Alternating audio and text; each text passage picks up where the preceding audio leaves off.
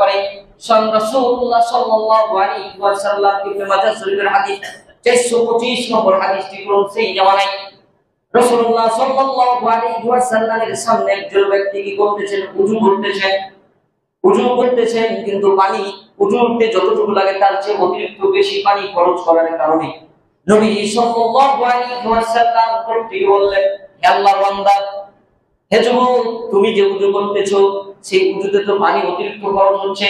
তখন লোকটি বললেন ইয়া রাসূলুল্লাহ ইয়া হাবিবাল্লাহ উযুতে কি পানি অতিরিক্ত খরচ হয়? মানে ও মনে করেছিল যে আমি তো উযু করছি এটা তো নেকির জন্য করতেছি, এটা তো আমি একটা ইবাদত করতেছি, এতে যদি একটু পানি বেশি খরচ হয়ে যায় হয়তো এতে গুনাহ হবে না সে মনে করেছিল। যার কারণে নবী সাল্লাল্লাহু আলাইহি ওয়াসাল্লামকে বললেন ইয়া রাসূলুল্লাহ ইয়া হাবিবাল্লাহ আমি তো উযু করতেছি এতে কি পানি অতিরিক্ত খরচ হয়? তখন নবী সাল্লাল্লাহু আলাইহি ওয়াসাল্লাম বললেন জি অবশ্যই উযুতে যতটুকু পানির প্রয়োজন তার চেয়ে যদি বেশি পানি খরচ করো তাহলে অবশ্যই সেটা অবশ্যই তুমি যদি নদীতে উযু করো নদীতেও যদি গোসল করো প্রবাহিত নদীতে সেখানে তোমাকে কি করে চিন্তা ভাবনা করে যতটুকু প্রয়োজন ততটুকুই খরচ করতে হবে। সুবহানাল্লাহ। এই হাদিস আপনি কি পেলেন? এটা ইবনে মাজাহ শরীফের 125 নম্বর হাদিস। এক ব্যক্তি উযু করছেন, ও মনে করছে যে আমি তো উযু করছি এতে এরকম পানি খরচ হলে কোনো সমস্যা নাই, মানে নেকিরই তো কাজ।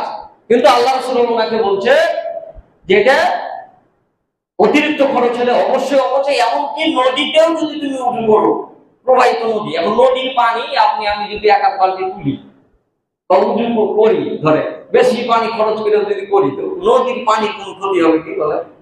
হবে হবে 2-3 বালতি তুললে তো কোনো ক্ষতি হবে না, প্রবাহিত নদীর পানি।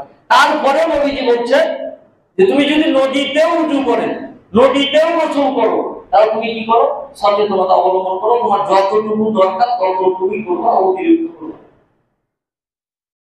আর আমরা কি করি আমাদের নিজের বাস্তব যেটা আমরা করতেছি একটু খালি চিন্তা করে তাই ধরা পড়ে যাবে। উযু করছি গল্প করছি পানি চলছে কোনো টেনশন নেই, সময়তে পানি থাকে না, 2 ট্যাঙ্কি পানি লোড করার পরও হঠাৎ নাই।